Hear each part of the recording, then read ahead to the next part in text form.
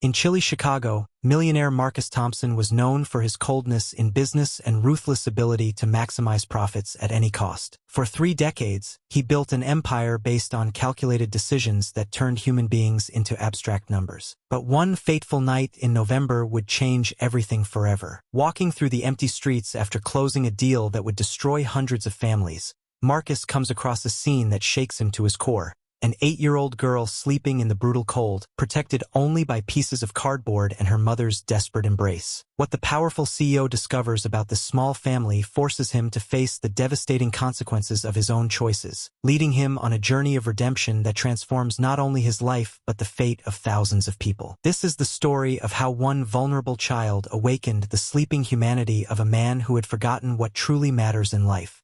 Hello. Before we begin, please subscribe to the channel and leave a like. At the end, please rate the story. I will be happy to respond to you in the comments. Now, let's get to the story. The freezing Chicago night cut like a blade through the glass and steel skyscrapers as Marcus Thompson walked the empty streets of the financial district. His Italian leather shoes struck the damp concrete with military precision, each step echoing between the silent buildings like war drums. The 45-year-old man adjusted his Armani coat over broad shoulders, his steel-gray eyes reflecting the streetlights like cold gems. He had just finished the most profitable meeting of his business career. 11:30 at night, a time most people would consider inhumane, but for Marcus it simply meant efficiency. On the 40th floor of Thompson Industries, he had sealed the fate of 200 families as easily as signing a lunch check. His phone vibrated in his pocket, and Marcus answered before the second ring. "Lawyer Harrison?" His voice sliced through the night air like a scalpel. "I hope you have good news about the layoffs." The lawyer's voice crackled over the connection, but Marcus smiled. A smile that never reached his eyes, just a calculated curve of his lips. "Perfect," he murmured, walking toward his black Bentley gleaming under the yellow streetlights. The car stood like an elegant shadow against the curb, waiting for its owner like an expensive, loyal dog. 200 fewer parasites draining my company's resources. How much do you estimate we'll save annually? Marcus paused, letting the numbers dance in his mind like celestial music. The cold October wind blew through his graying temples, but he barely felt the chill. The warmth from the millions saved filled his chest better than any fireplace. $12.5 million a year? He laughed, a dry sound lost in the vastness of the night. "Harrison, you're a genius. Those numbers will make my shareholders dance with joy at the next meeting." As he spoke, Marcus caught his reflection in the mirrored side of the Bentley. The man staring back was everything he had dreamed of being: powerful, wealthy, relentless. There was no room for weakness in his world, no place for foolish sentimentality about dedicated employees or working families. People were human resources, numbers on spreadsheets, variables that could be adjusted according to market needs.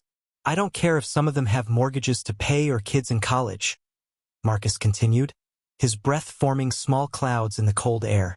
"Business is business, Harrison. If they can't add enough value to justify their salaries, they don't deserve to be on my payroll."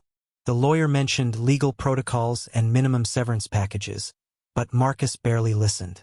His thoughts were already flying toward the next strategic moves. The merger with the Dallas tech company, the acquisition of factories in Texas, the international expansion that could triple profits in the next 2 years. "Fantastic work tonight, Harrison. Transfer your fees directly. You deserve every penny." Marcus reached his car, the black paint reflecting the city lights like liquid glass. The chrome handles shone like jewels in the urban darkness. On the other end of the line, the lawyer still talked paperwork and timelines, but Marcus had mentally disconnected from the conversation. His mind was already on tomorrow's meeting, the quarterly reports, the numbers that needed optimizing. "Perfect. Talk to you early tomorrow," he said, cutting off the lawyer mid-sentence about labor rights. "I have to review the figures before the board presentation." Marcus slammed the phone shut with his thumb, the device vanishing into the inside pocket of his coat, as if it had never existed. The midnight silence wrapped around him like a familiar cloak, broken only by the distant murmur of traffic on the main avenues and the electric hum of the streetlights. His right hand, clad in an Italian leather glove, reached for the Bentley's chrome handle. Marcus's hand froze inches from the chrome door handle, as if an invisible force had stopped his movement. His eyes, used to scanning profit reports and charts, caught something he didn't expect to see on that deserted street in the financial district. A few feet away, leaning against the brick wall of an abandoned building, was a small human figure. A child. A girl of maybe 8 years old was curled up, asleep beneath pieces of damp, torn cardboard that barely covered her frail body. Chicago's cold wind blew through the ragged material, making it flutter like white flags in a silent war against the cold. Marcus blinked several times, as if his eyes were playing tricks on him. But the reality remained there, raw and undeniable. The little girl shivered visibly, even in her sleep, her small body twisting in an involuntary dance against the chill that cut to the bone. Her lips, which should have been pink and full of life, were a purplish shade that made anyone's heart tighten. The coat she wore, if it could even be called a coat, was a tattered relic with more holes than fabric. The sleeves were torn up to the elbows, revealing arms as thin as winter twigs. Her feet. Marcus felt something strange stir in his stomach when he noticed she was barefoot. The tiny toes were red and swollen from the cold. Some nails turned purple from the freezing. A dull noise echoed in Marcus's chest, something he couldn't quite identify. It was like someone had just flipped a switch inside a part of himself he had forgotten existed. His hands, always steady in million-dollar deals, shook slightly inside his leather gloves. "What?" he murmured to himself, his voice coming out rougher than expected.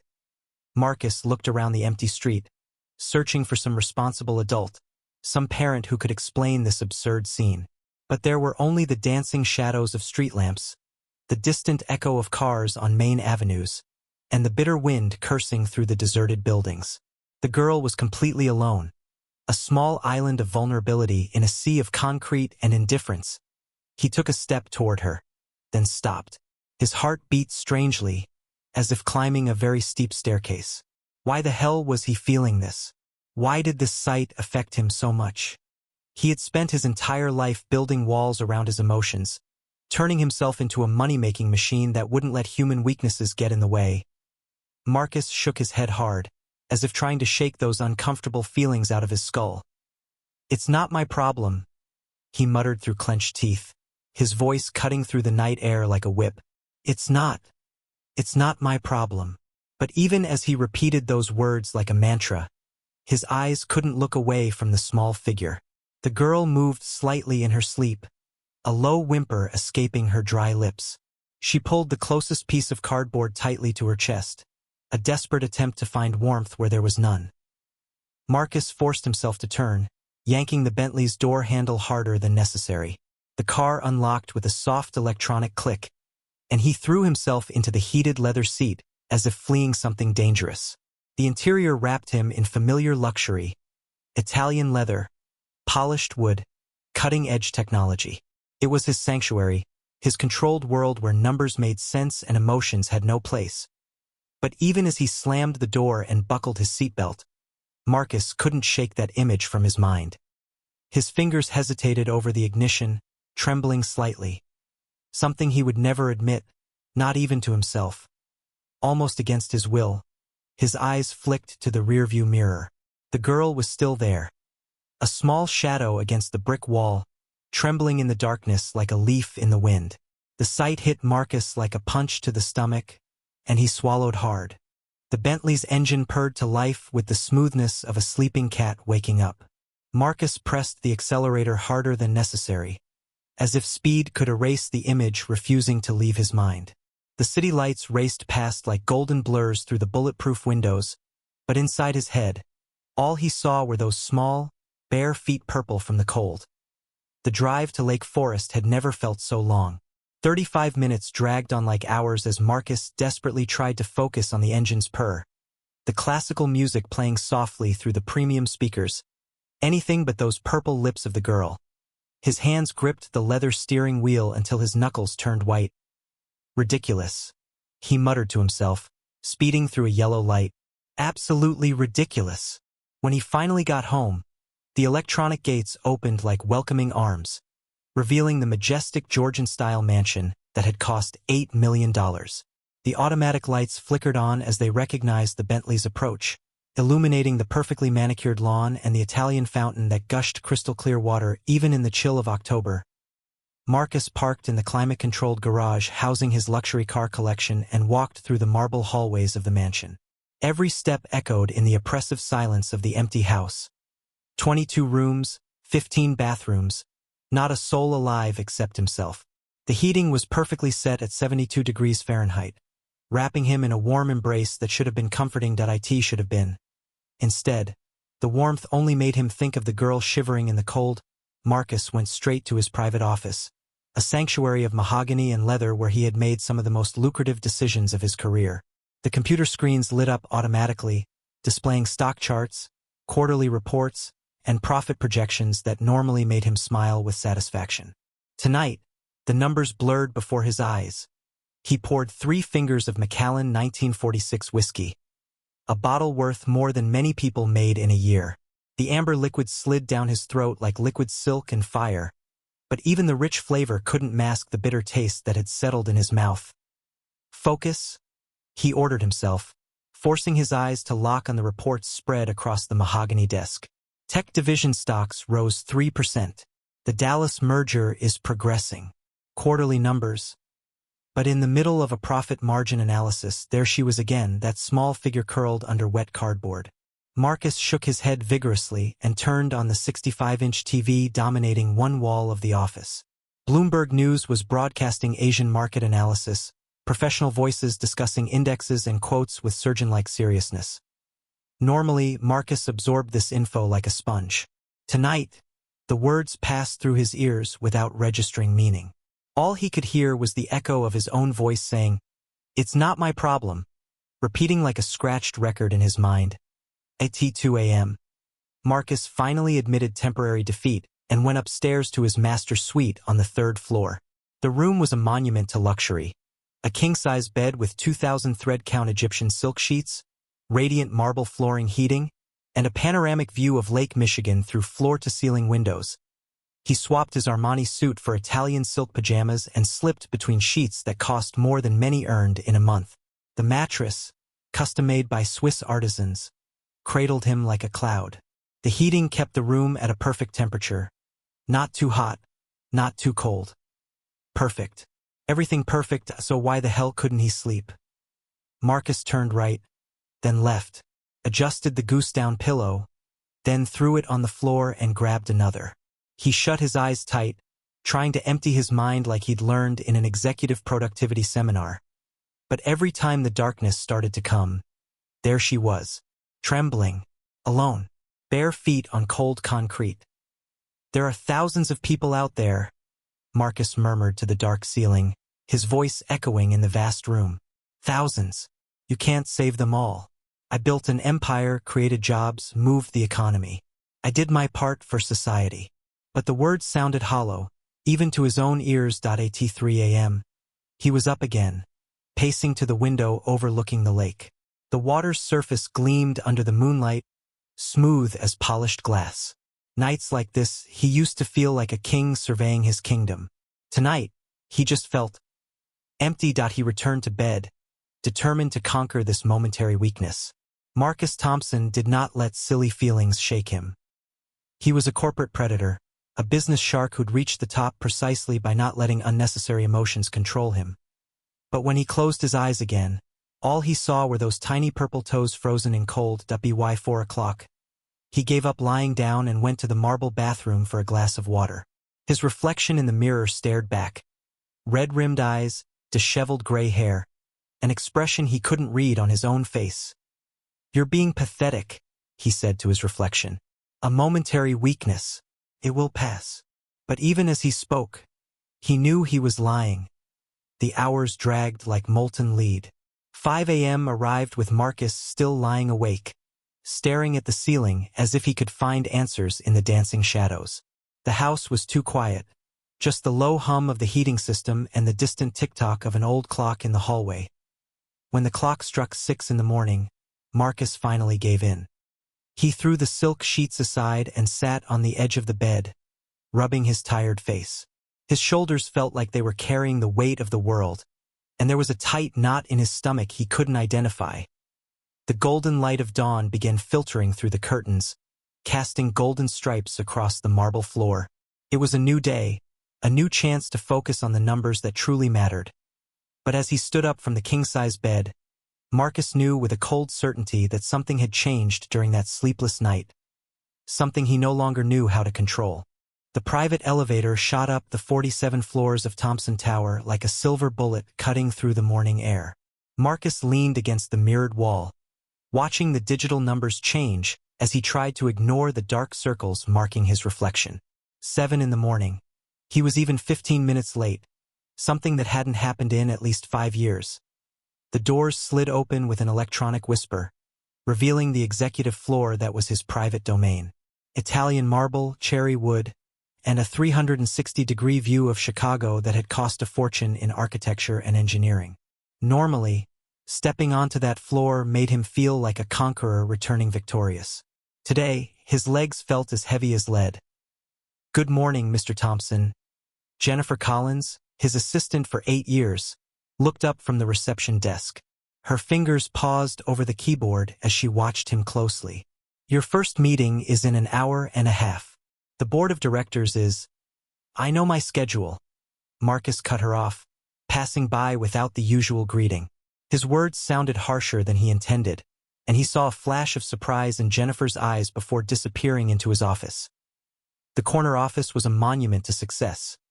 A mahogany desk worth $50,000, Italian leather chairs, and walls lined with awards and certifications that documented his rise to the top of the financial world. 3 computer screens awaited him, already displaying numbers from the Asian and European pre-market.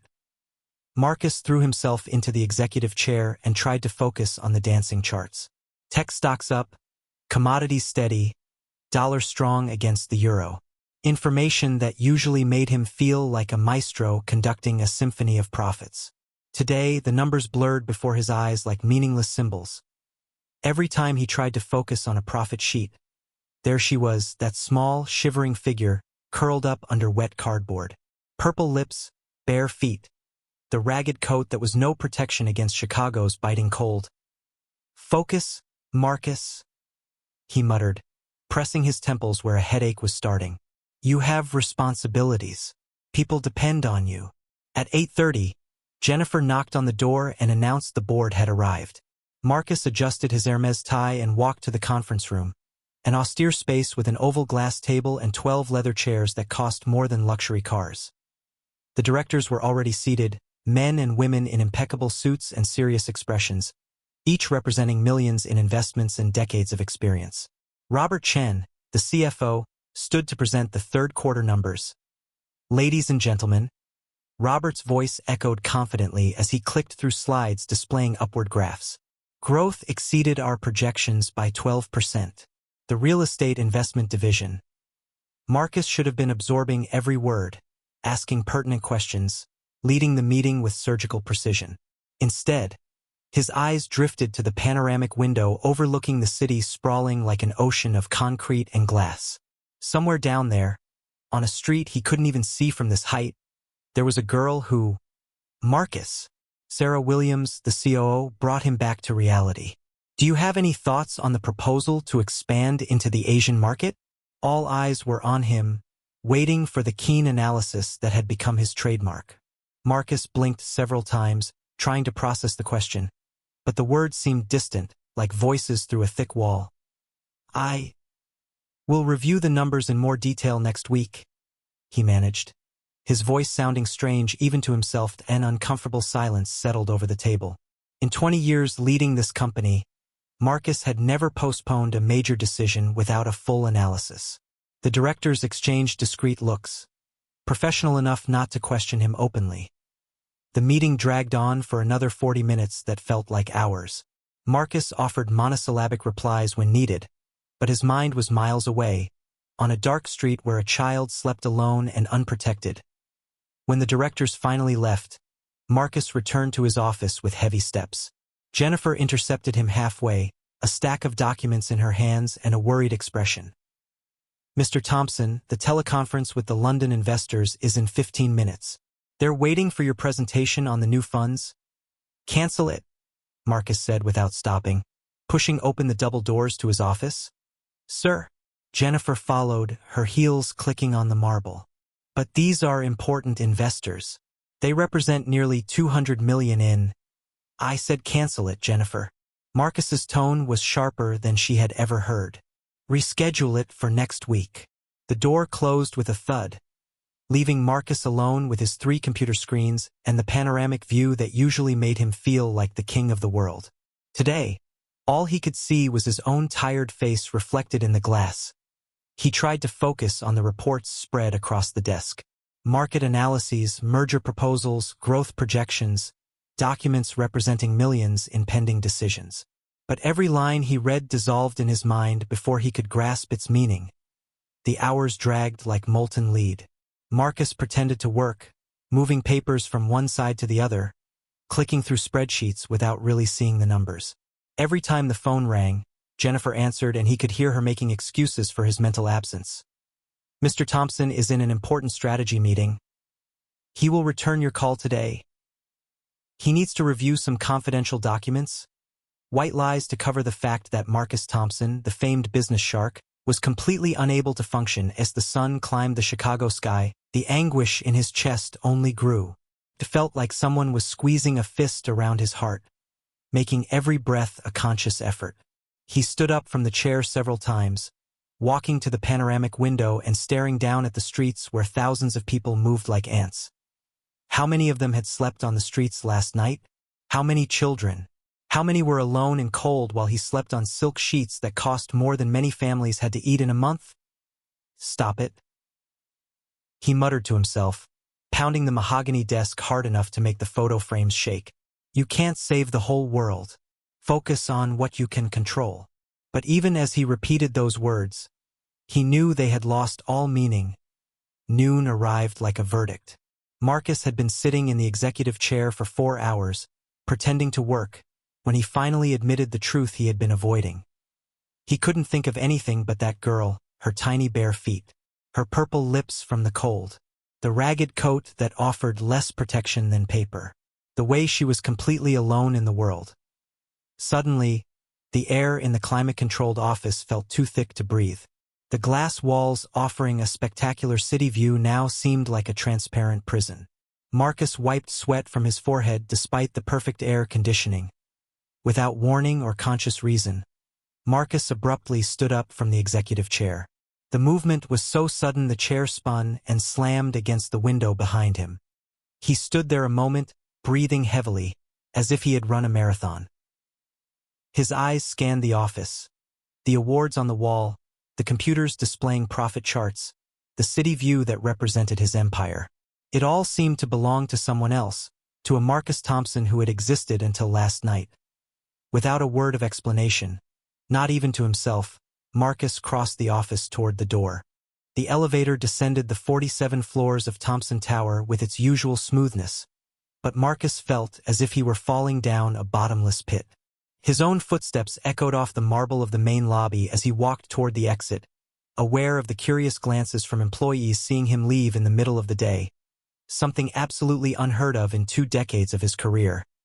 The Bentley was waiting for him in the underground garage, its luxurious engine purring to life at the touch of a button. Marcus adjusted the leather seat, checked the mirrors, and drove out onto the streets of Chicago with mechanical movements, like an autopilot driving while his mind remained lost in troubled thoughts. The midday traffic was heavy, but he barely noticed. Yellow cabs, public buses, other luxury cars. All blurred past as he navigated familiar streets that suddenly felt like foreign territory. The GPS wasn't on. His feet found the way instinctively, as if guided by a magnetic force he didn't understand. When he finally reached the block where he had seen her the night before, Marcus slowed down to almost a stop. His eyes scanned every shadow, every doorway, every corner where someone might be hiding. The noon sun beat down relentlessly, revealing details the darkness had masked. Papers littering the ground, damp stains on walls, small piles of trash accumulated in forgotten corners. For a moment, he saw no one. The streets seemed deserted, as if the city had swallowed all its invisible inhabitants. Marcus felt a strange wave of relief mixed with an even more unsettling disappointment. Maybe she had found shelter somewhere. Maybe it had just been a hallucination caused by exhaustion. Maybe he could return to the office and resume his normal life. But then he saw her. Marcus' heart stopped for a full beat before racing like a race car engine. There she was, sitting in the same doorway where he had found her the night before. But now she wasn't alone. A woman sat beside her, obviously her mother, judging by the similar features and the protective way she kept an arm around the little girl's shoulders. Marcus parked the Bentley across the street, his hands trembling slightly as he turned off the engine. Through the bulletproof glass, he could see them with a painful clarity that the previous night had not allowed. The cruel midday light revealed details that made his stomach tighten. The woman, no older than 35 though she looked much older, had brown hair that must once have been beautiful, now tangled and lifeless. Her cheeks were sunken, her eyes too large for her thin face, and her clothes, a sweater that had once been blue and jeans with more holes than fabric, hung on her body like rags on a discarded doll. But it was the girl who took the air from Marcus' lungs. In daylight, she looked even smaller than the night before. She could not have been more than 6 years old. Her dirty blonde hair hanging in strands over a face that should have been round and rosy with childlike health but instead showed the unsettling thinness of chronic hunger. Her blue eyes, too big for that tiny face, held an ancient quality, as if they had seen things no child should ever see. Marcus gripped the steering wheel until his knuckles turned white, watching a scene burned into his retina like a hot iron. The mother had taken something from her pocket, a small piece of bread no larger than the palm of her hand. With careful, almost ritualistic movements, she broke the bread into 2 uneven pieces. She placed the larger piece into her daughter's small hands. The girl looked at the piece of bread in her hands, then at the much smaller piece in her mother's. For a moment, Marcus thought she would protest, perhaps split it again. Instead, she simply began to eat, taking small, careful bites, trying to make that tiny piece last as long as possible. The mother chewed her even smaller piece, her eyes never leaving her daughter's face. There was an expression Marcus recognized instinctively, though he had never experienced it personally. The absolute and desperate love of a mother who would give anything, including her own life, to ensure her child did not suffer. Marcus' chest began rising and falling rapidly, as if he were running a marathon. His eyes burned with a strange feeling he hadn't felt since. When? Childhood? Never? His hands were sweaty despite the car's air conditioning, and there was a lump in his throat making every breath a conscious effort. This was the reality he had spent his entire life avoiding. Not the poverty statistics that appeared in government reports, not the abstract numbers in socioeconomic studies, but 2 real people, with names, dreams, and fears, reduced to sharing crumbs on a dirty sidewalk. Marcus watched the mother gently smooth her daughter's hair. A gesture so tender and normal it seemed impossible amid such absolute misery. The girl leaned against her mother's thin body, and for a moment, despite the dirt, the hunger, and the cold, they seemed to find comfort in one another. It was that moment of tenderness amid despair that finally broke Marcus' last barrier of resistance. His hands were shaking as he turned off the car.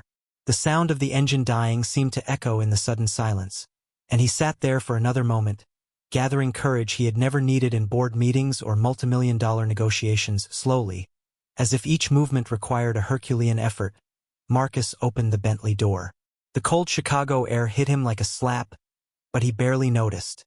His feet touched the pavement, and for the first time in his adult life, Marcus Thompson felt his heart race for something that had nothing to do with money, power, or material achievements. He took a deep breath once, twice, then, with hesitant but determined steps, began walking toward the 2 figures sitting in the doorway across the street. Crossing the street felt like it took forever. Every step Marcus took echoed in his ears like war drums, and he could feel sweat forming in the palms of his hands despite Chicago's biting cold.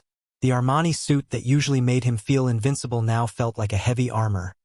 Too flashy, too conspicuous, completely wrong for the moment. When he reached a few feet from the 2 figures, Marcus stopped. The woman had noticed him approaching and instinctively pulled her daughter closer, her eyes narrowing with the suspicion of someone who learned the hard way that strangers rarely brought good intentions. "Excuse me," Marcus said, his voice rougher than he intended. He cleared his throat and tried again, forcing a softer tone. I'm sorry to bother you. The woman didn't respond immediately. Her eyes scanned Marcus from head to toe, the $5,000 suit, the Italian leather shoes, the Patek Philippe watch worth more than many people earn in a year. Her expression hardened even more, as if she had come to an unfavorable conclusion about this rich man's intentions. If you're looking for certain things, she said, her voice hoarse with weariness and wounded dignity, you've come to the wrong place. The words hit Marcus like a punch to the stomach. The implication was clear and painfully revealing about the kind of approaches this woman had faced. He felt his face flush with shame. No, it's nothing like that, he said quickly, raising his hands in a calming gesture. I saw you last night and I couldn't stop thinking about whether you were okay. The girl, Emma, although Marcus didn't know her name yet, looked at him with those big blue eyes, curious but still clinging to her mother's arm like a lifeline. There was something in that childlike gaze that made Marcus's heart ache painfully. You're not social services, the woman said, more as a statement than a question.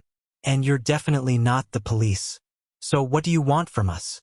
Marcus realized he was being sized up with the precision of someone who had learned to read people out of necessity to survive. This woman was no fool. There was a sharp intelligence behind those tired eyes, a dignity that not even total misery had completely broken. My name is Marcus, he said, deliberately leaving out a last name that would open doors across Chicago but might close this conversation before it even started. And you're right to be cautious. I have no right to bother you. It's just that I haven't been able to stop thinking about you since yesterday. Something in the raw sincerity of his voice seemed to reach the woman, because her posture relaxed slightly. She still held Emma close, but the defensive hostility lessened by a few degrees. Sarah, she said finally, as if making a difficult decision. Sarah Williams. And this is my daughter, Emma. Hello, Emma, Marcus said softly, bending down slightly to meet the girl's eyes. That's a very pretty name. Emma glanced at her mother for permission before murmuring a barely audible thank you. Her voice was small and musical, the kind that should be singing lullabies or reciting alphabets in a sunny classroom, not whispering thanks on a cold sidewalk. May I ask how you ended up here? Marcus asked, the words coming out with more difficulty than any corporate negotiation he'd ever led. Sarah laughed, but it was a bitter sound without joy. Like anyone ends up here, she said. One thing at a time, until suddenly you have nothing left. She looked down at Emma, who had started absent-mindedly playing with a scrap of cardboard, making small imaginary games to pass the time. The tenderness in Sarah's gaze was so intense that Marcus had to look away. I had a good job, Sarah continued, her voice taking on a distant quality, like she was telling someone else's story. I was an HR manager at Williams & Associates, a consulting firm downtown. It wasn't a dream job, but it paid the bills. Emma went to a good private school. We had a decent apartment in Lincoln Park, a working car. Marcus felt something cold twist in his stomach, but kept his expression neutral as Sarah went on. 6 months ago, our company was bought by a bigger conglomerate. They said it was an opportunity, that there would be growth, new possibilities. Sarah shook her head bitterly. What they didn't say was they planned to cut 70% of the staff. Her voice grew harder, sharper. They couldn't just fire us outright.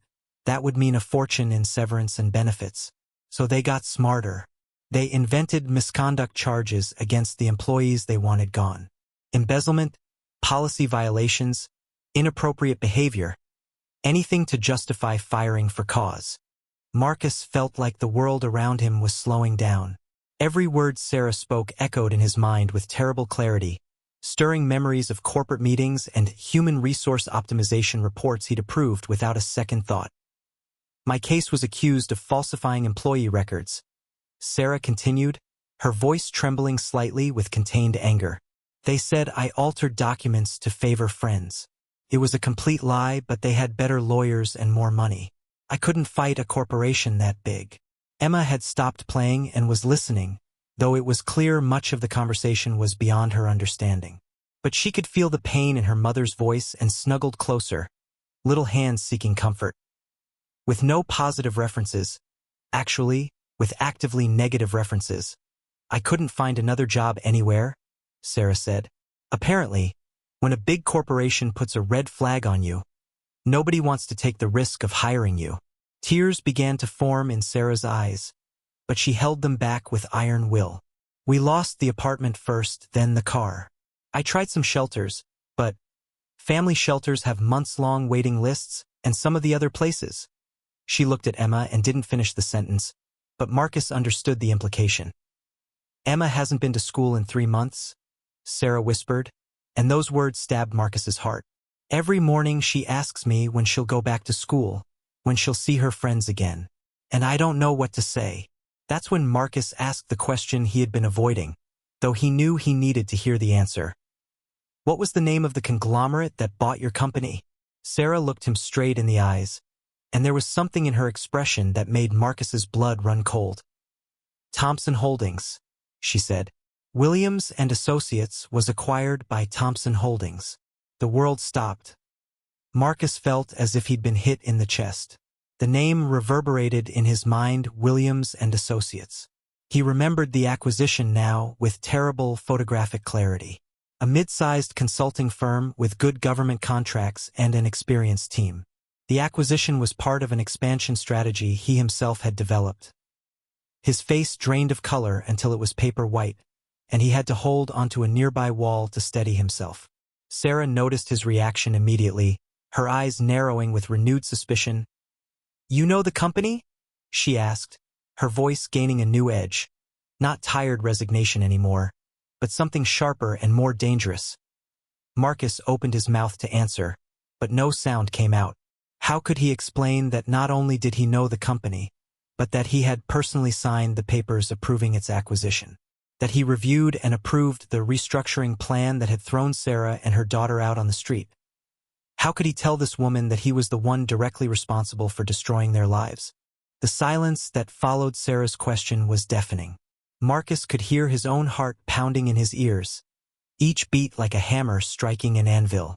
The world around them, the Chicago traffic, distant voices of pedestrians, the sound of wind between the buildings, all vanished, reduced to this crystal-clear moment of absolute horror. Memories came rushing back like a devastating avalanche. The meeting on the 43rd floor of the Thompson Tower, 6 months and 2 weeks ago. He now remembered the brown leather folder Jonathan Mitchell, his vice president of acquisitions, had placed on the polished mahogany table.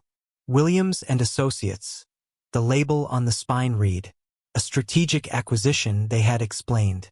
A solid government client portfolio, reliable contracts, but an inflated payroll that needed to be optimized. Marcus recalled flipping through the reports while having his breakfast, a double espresso served on fine china. The numbers had looked right. 70% staff reduction, a projected savings of $4.2 million in the first year, profit margins rising from 12 to 28%. Clean, efficient, impersonal numbers. Terminations for cause will minimize severance costs. Mitchell had explained in a professional, detached tone. Our legal team has already identified employees for strategic elimination. Minor procedural irregularities, small policy violations. Nothing that can't be properly documented and justified. Marcus had signed the approval without hesitation. His Mont Blanc pen had glided across the paper as if authorizing the purchase of office supplies, not destroying dozens of human lives. He hadn't even asked the names of the people affected. To him, they were just numbers on a spreadsheet, statistics in a profit-maximizing strategy. Now, looking at the thin, tired face of Sarah Williams, Marcus could see the real consequences of his casual signature. This woman, this mother, had been reduced to a number in an Excel cell. Her daughter had become a collateral statistic of human resource optimization. Do you know Thompson Industries? Sarah repeated, her voice growing sharper, more insistent.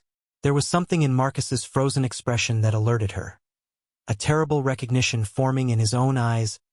Marcus tried to speak, but his throat was completely closed. His hands trembled violently, and he felt cold sweat spreading across his entire body. Guilt hit him like an emotional tsunami, sweeping away the carefully built composure he had maintained for decades. He began, but the word came out as a rough whisper. Emma, sensing the sudden tension in the air, clung harder to her mother's arm. Her big blue eyes wide with confusion and instinctive fear. Sarah rose slowly, pulling Emma with her. There was a new quality in her posture, no longer the defeated resignation of someone without hope, but the defensive stance of a lioness protecting her cub. Her eyes never left Marcus's face, reading every micro-expression, every tremor of guilt he couldn't hide. "Who are you?" she asked, her voice now as sharp as a blade. "Really, who are you?" Marcus felt like he was drowning in open air. Tears, real tears, the first he had felt since he was a child, began to form in his eyes, blurred and warm against the December cold. His vision blurred, and he had to blink several times to see Sarah's face clearly. His voice completely failed. He took a deep breath, gathering a courage he had never needed in any corporate negotiation, investor presentation, or executive decision. "I am the owner of Thompson Industries." The words came out in a halting stream, each syllable like glass being forced through his throat. I am responsible for what happened to you." The world seemed to stop completely. Sarah froze like a statue, her eyes widening with shock and then narrowing with terrible understanding. Emma, not fully grasping what was happening but sensing the danger in the atmosphere, hid completely behind her mother's skinny legs, only her scared blue eyes visible. "You?" Sarah whispered, and there was so much venom in that single word that Marcus physically recoiled. "You are the man who destroyed our lives." Marcus could neither deny, lie, nor do anything but stand there while the truth shattered him from the inside. He had spent his entire career making decisions that affected thousands, but always from a comfortable distance, always protected by reports and statistics that turned human beings into abstract numbers. Now, he was face to face with the real consequences of his choices. This woman, this child, they were not numbers. They were real people with real dreams, real fears, and real pain that he had caused directly. "Sarah, he began, but she cut him off with a sharp gesture. "No," she said, her voice trembling with anger that had been suppressed for months of despair. "You will not speak. You have no right to speak." Tears were streaming freely down Marcus's face now, leaving hot trails on his cheeks. He had never felt so small, so irrelevant, so completely emptied of any sense of self-worth. All his wealth, all his power, all his achievements. None of it mattered in the devastating reality of what he had done. Then, in an action that surprised everyone, including himself, Marcus knelt down there on the dirty Chicago sidewalk, with pedestrians passing by and watching curiously. The most powerful man in the city dropped to his knees before a homeless woman and her daughter. His Armani trousers touched the cold concrete, but he didn't even notice. His hands were clasped in front of him, shaking violently, while tears fell from his face to form small dark pools on the pavement. "Please," he whispered, his voice broken and unrecognizable. "Please forgive me. I didn't know. I never thought. I didn't know you were real people like you." Sarah stood there, looking down at the man kneeling before her, the man who had signed her sentence to poverty without even knowing her name. Emma peeked from behind her mother, her small eyes trying to process why the man in the suit was crying on the ground. "I can fix this," Marcus continued, his voice choked and desperate. "I will fix this. I promise, I swear. I'll make it right. Please, just forgive me." The cold December wind blew between them, carrying dead leaves and scraps of paper down the street.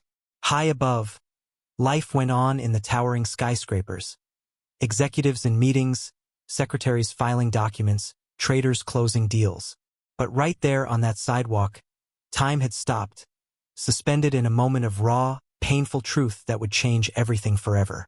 Tears were still drying on Marcus's face as he slowly rose from the sidewalk, his trembling legs barely able to support him. The reality of the situation weighed on his shoulders like a mountain. But alongside the crushing guilt came something he hadn't felt in decades. A purpose beyond profits and acquisitions.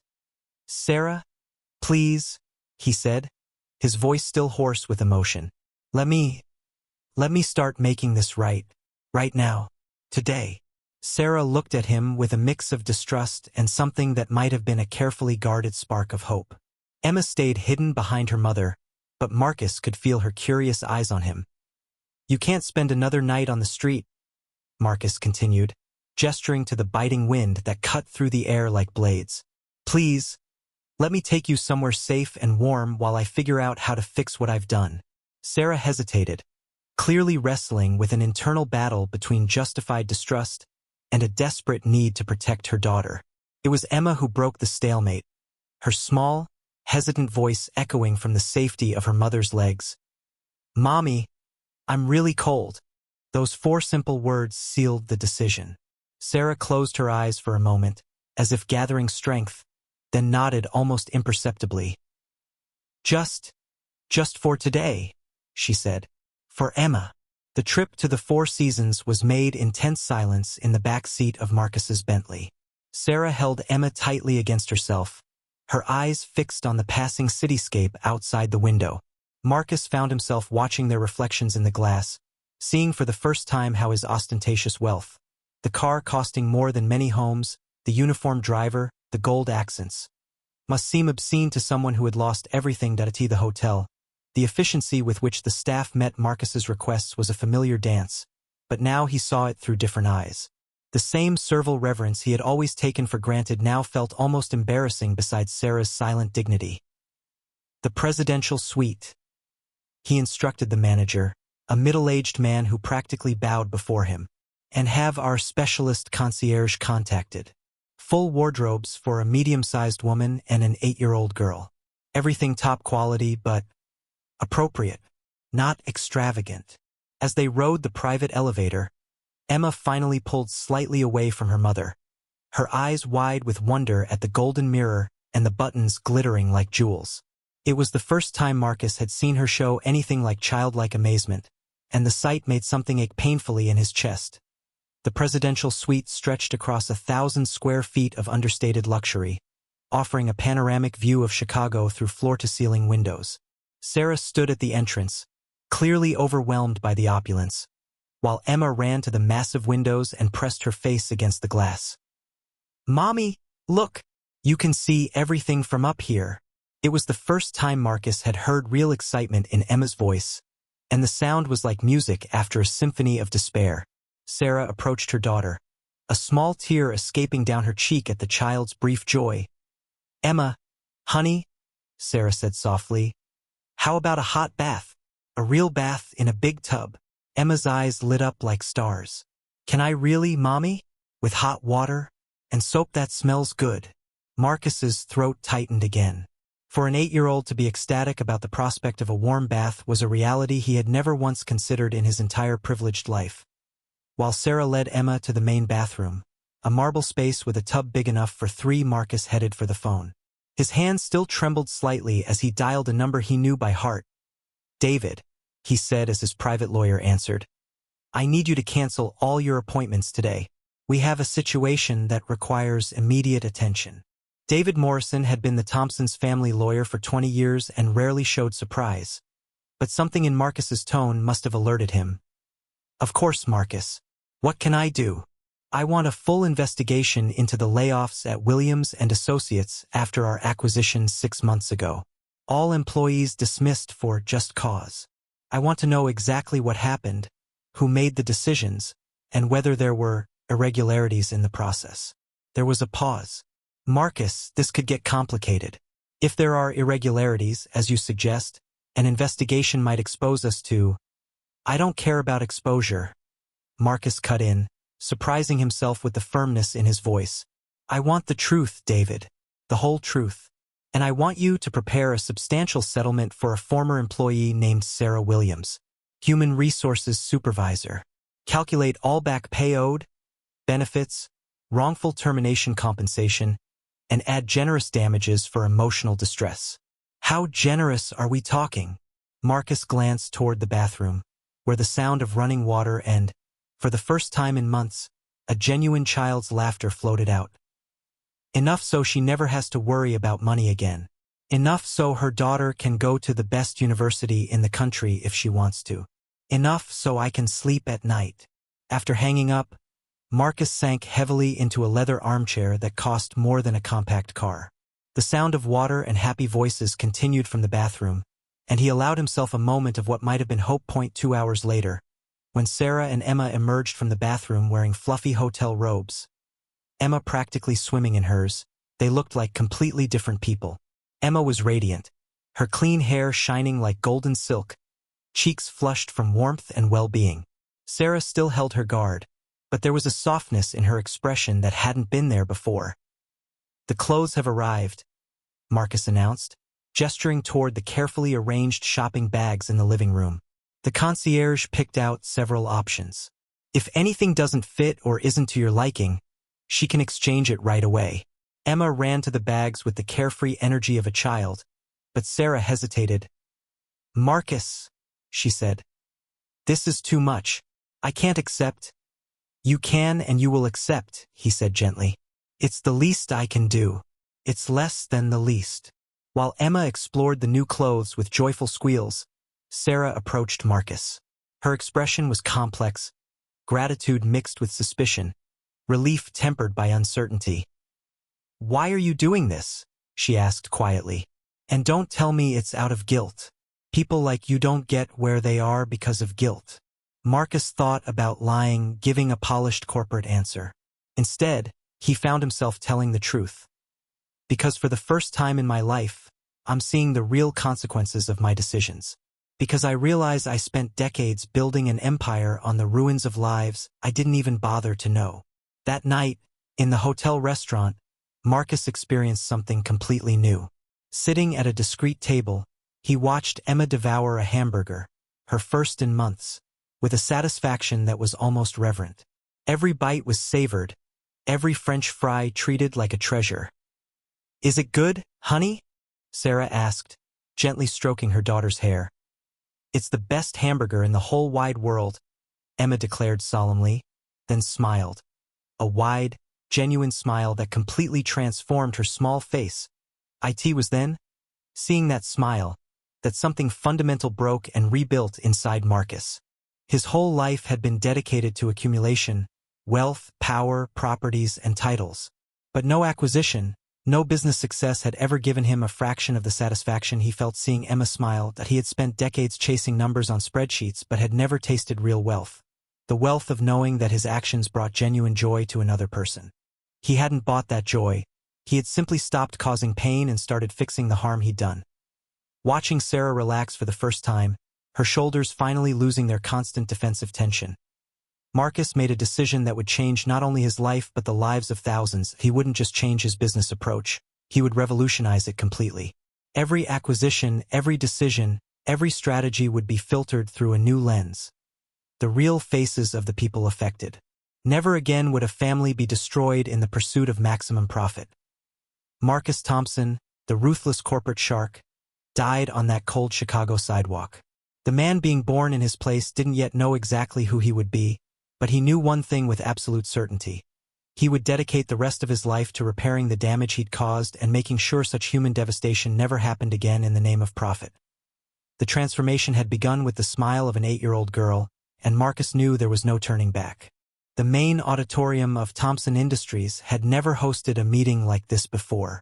Located on the 45th floor of the imposing Thompson Tower, the ultramodern space usually echoed with presentations about profit margins, quarterly projections, and hostile takeover strategies. But today there was a different energy in the air, an electric tension that made the hairs on the back of the neck stand on end. Marcus stood at the entrance of the auditorium watching his 23 senior directors settle into Italian leather chairs. Familiar faces he had known for decades: Jonathan Mitchell, his relentless vice president of acquisitions; Patricia Hayes, the CFO whose icy efficiency had saved millions through unnecessary cuts; Robert Steinberg, the legal director who had turned the art of finding contractual loopholes into an exact science. They all looked slightly uneasy. The summons had been abrupt. Extraordinary meeting. Attendance mandatory. Confidential subject. None had received an agenda in advance, no briefing folders, none of the meticulous preparations that normally preceded major corporate decisions. Then there was the anomaly causing discreet whispers and sidelong glances. Sarah Williams, seated in the front row, wearing a sleek but understated navy blue suit, her hands gracefully resting in her lap. Next to her, in a small area improvised with a colorful rug, Emma quietly played with new dolls, their miniature voices whispering stories of happy families. Marcus had spent the last 7 days on an emotional roller coaster that would have destroyed the man he used to be. David Morrison's investigations had revealed a systematic pattern of fraudulent layoffs at Williams and Associates, competent employees dismissed under fabricated pretexts, falsified documentation to justify dismissals for cause, all orchestrated to maximize profits from the acquisition. 47 families. Marcus, David had reported, his voice carrying a professional discomfort Marcus had never heard before. 47 families destroyed for a $4.2 million savings. The lawyers at Mitchell and Associates literally created a manual on how to manufacture legally defensible reasons for no-cause dismissals.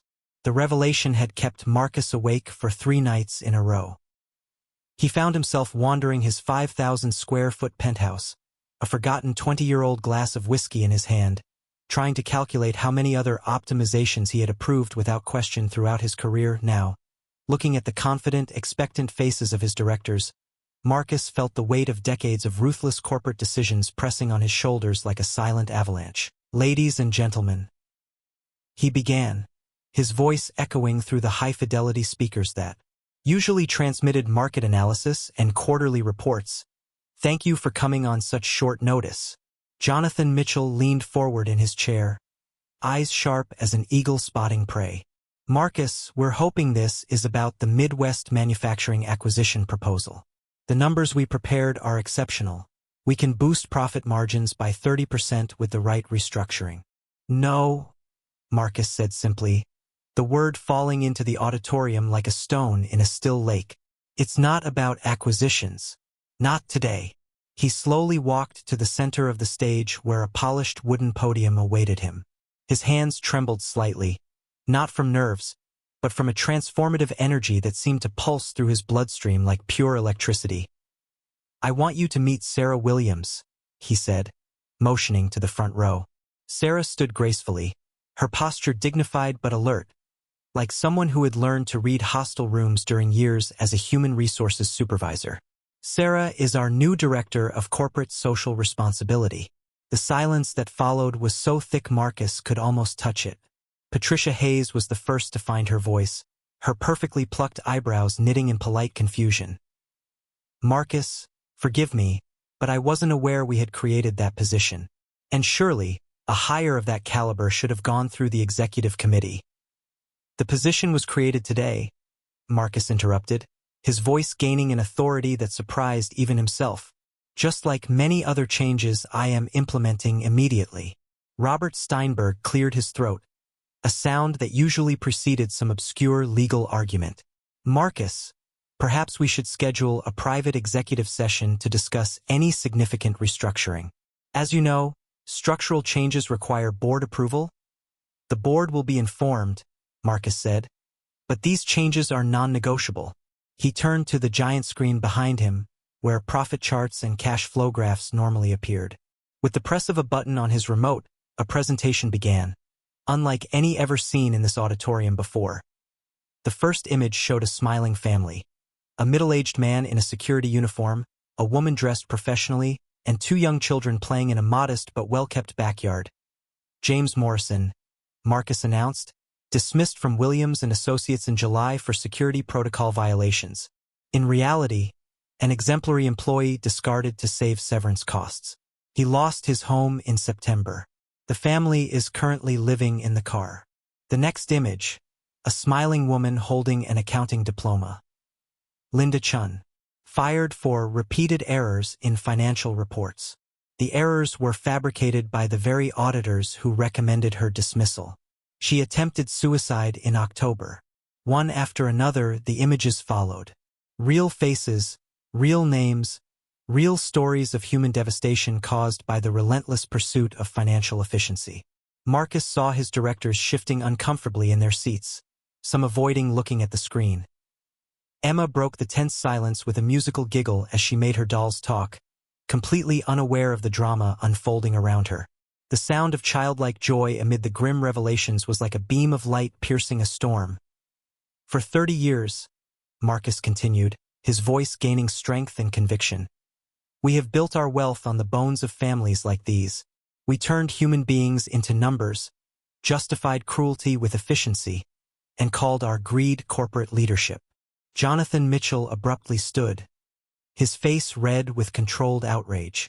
Marcus, with all due respect, this is sentimental nonsense. In business, sometimes tough decisions have to be made.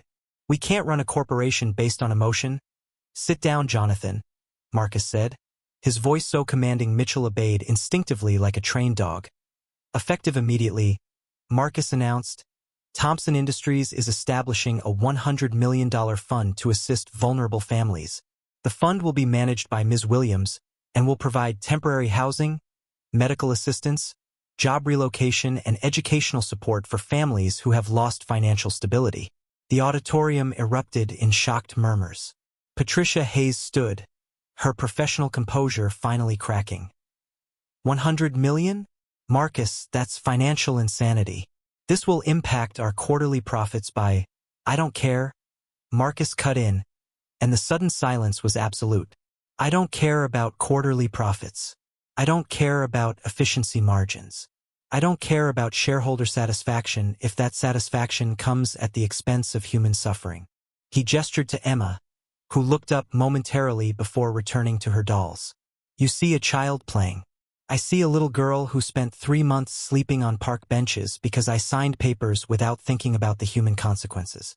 That ends today.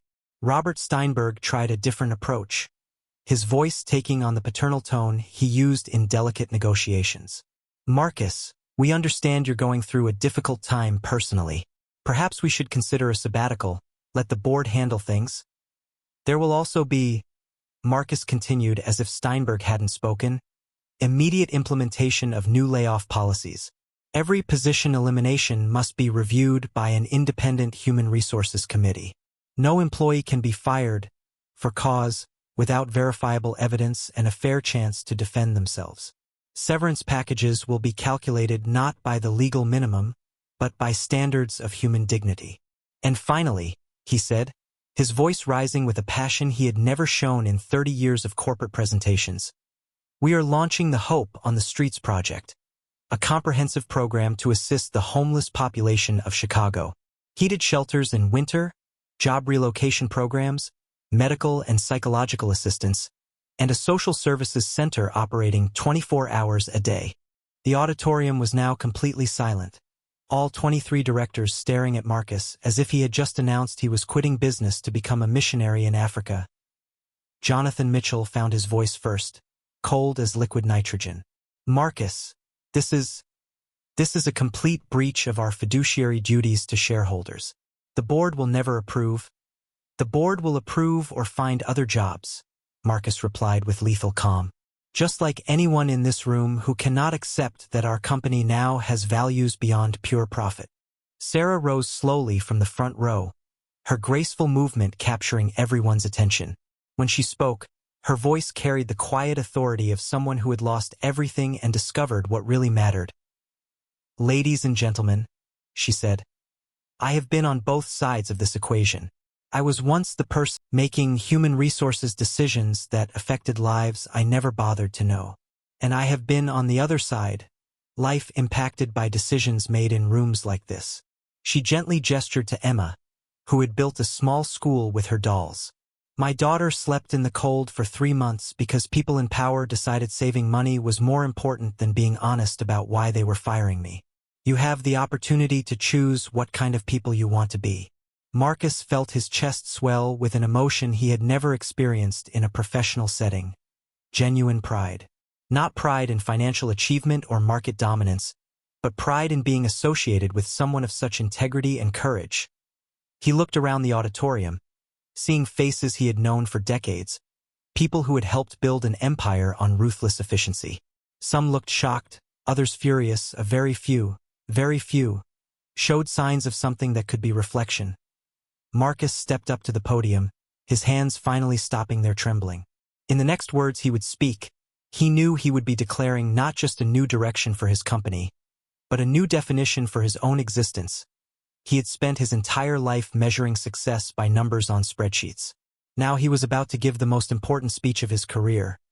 A speech that would redefine what it meant to be successful, what it meant to have value, what it meant to be truly alive. Marcus Thompson prepared to speak words that would change not only his company, but his soul. The main auditorium of Thompson Industries had been transformed to accommodate not only the 23 senior directors but all 417 employees at the corporate headquarters. The Italian leather seats remained at the front, but folding chairs extended toward the back of the space, creating a sea of expectant faces rising like a modern amphitheater. Marcus stood at center stage, not behind the polished wooden podium as was his tradition, but in the open space where everyone could see him clearly. Sarah sat in the front row, her presence calm yet alert, while Emma had created a small world of dolls and coloring books in a special area set up beside the stage. The silence in the auditorium was different from the usual respectful quiet Marcus had commanded for 3 decades. This silence pulsed with energy, curiosity, and the collective feeling that something monumentally important was about to happen. Marcus scanned the hundreds of faces before him.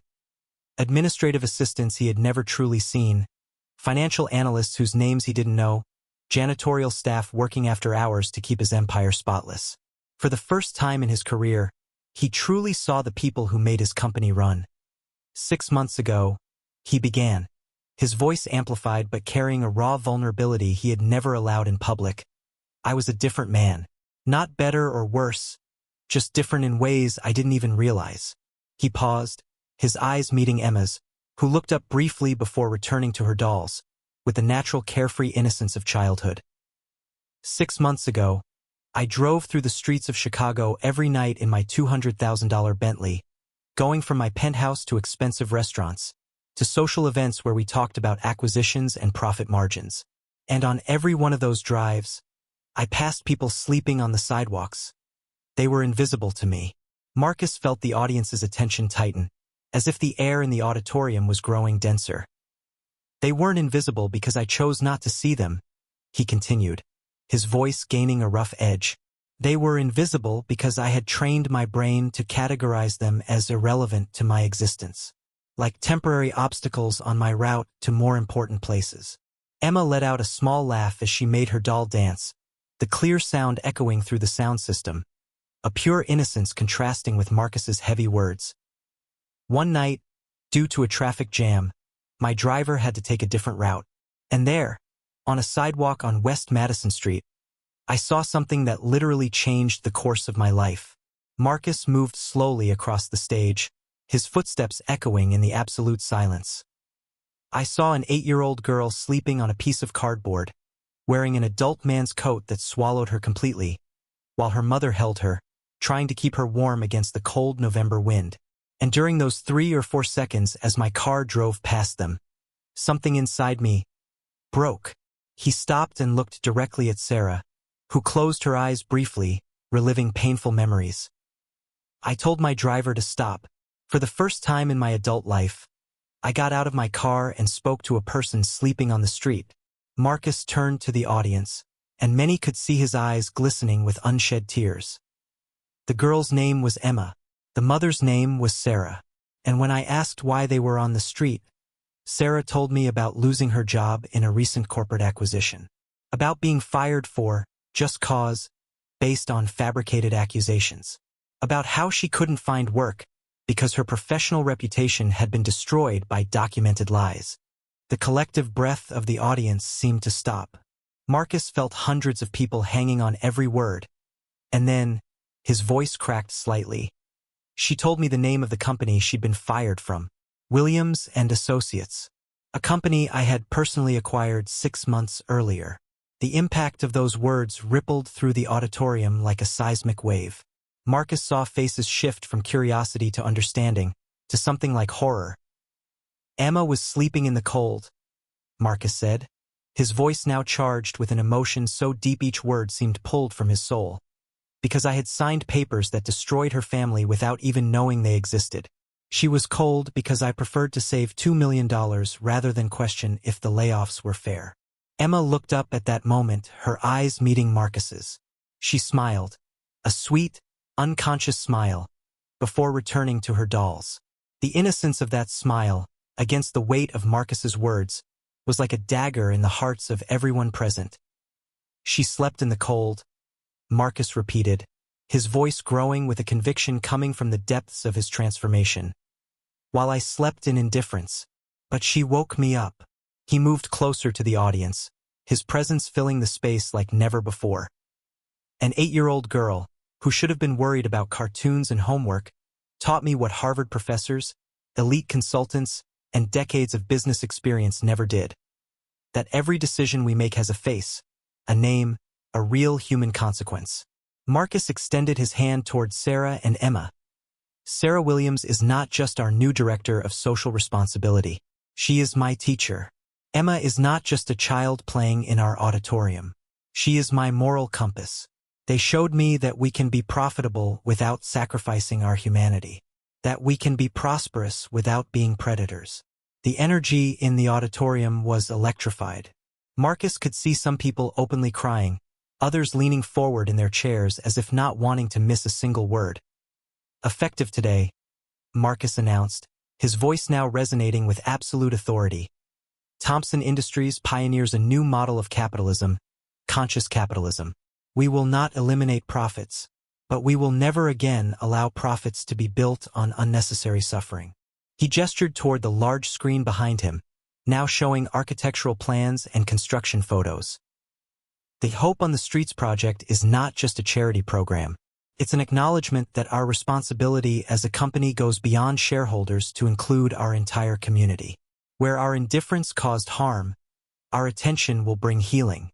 Marcus closed his eyes for a moment, gathering the last words he wanted to say. "I am not asking you to forgive me for years of blind leadership that caused needless harm. I am not asking you to immediately trust this new direction. But I'm asking you to join me in proving that a company can be both profitable and humane, both efficient and compassionate." He opened his eyes and looked directly at Emma, who had stopped playing and was looking at him with that serious attention children sometimes show when they feel the importance of a moment. "Emma," he said softly, "thank you for waking me up." The silence that followed lasted maybe 5 seconds but felt like an eternity. Then, starting with Sarah and spreading like waves, the audience rose in an ovation that was not just applause but a collective emotional release point. 6 months later, the transformation was visible not only in the numbers, though those were impressive, but in the energy pulsing through Thompson Industries like new blood in old veins. Hope on the Streets project had helped 517 families out of vulnerable situations. The community service center occupied 3 floors of a renovated building in the heart of Chicago, operating 24 hours a day with a team of social workers, psychologists, career counselors, and volunteers. The company had become a case study in business schools around the country, not as an example of corporate sentimentality, but as proof that social responsibility could coexist with solid profitability. Thompson Industries stock had actually increased 22% in the 6 months since the restructuring, attracting investors eager to join what specialized media were calling the corporate consciousness revolution. But for Marcus, the most important numbers were different. Emma Williams, now a student at the prestigious Lincoln Elementary School, visited his office every Tuesday and Thursday after school. Sarah had developed social responsibility programs being replicated by companies across the country. On a sunny May afternoon, Marcus found himself kneeling on the floor of the main lobby of the Hope on the Streets Center, holding a brush loaded with bright blue paint. Emma was beside him, focused intensely as she added yellow flowers to the mural they were creating together. "Uncle Marcus?" Emma said, using the title she had naturally adopted after months of regular visits. "Do you think people will like the flowers?" "People are going to love the flowers," Marcus replied, watching how Emma's small hand moved the brush with careful precision. "But more importantly, do you like the flowers?" "I love them," Emma said solemnly. "They make everything look happier." Marcus smiled, a look that had become natural on his face over the past few months. "Then that's all that matters." He stepped back a little to admire their work. The mural covered an entire wall of the lobby, a lush garden painted in bright colors, with children playing, families hugging, and at the center, a large tree with deep roots and branches stretched out like open arms. "It's turning out beautiful," Sarah said, approaching with 2 cups of hot coffee. She had just come from a meeting with mayors from other cities wanting to implement similar programs. Marcus gratefully accepted the coffee, his eyes moving to the bronze plaque mounted on the wall next to the mural. The engraved words perfectly captured the transformation that had redefined not only his company, but his entire understanding of what it truly meant to be alive. Where indifference ends, humanity begins. Emma was now adding a small figure to the mural, a blonde-haired girl holding the hand of a tall man in a business suit. Beneath, in her careful 8-year-old handwriting, she had written, "Friends Forever." Marcus Thompson, who had spent decades measuring success by numbers on spreadsheets, now understood that true wealth couldn't be quantified. It lived in the smile of a child, in the gratitude of a family restored to dignity, in the deep satisfaction of knowing his actions created light instead of shadow in the world. As he watched Emma add the finishing touches to her yellow flowers, Marcus knew he had found something no investment portfolio could buy, a purpose that gave real meaning to life.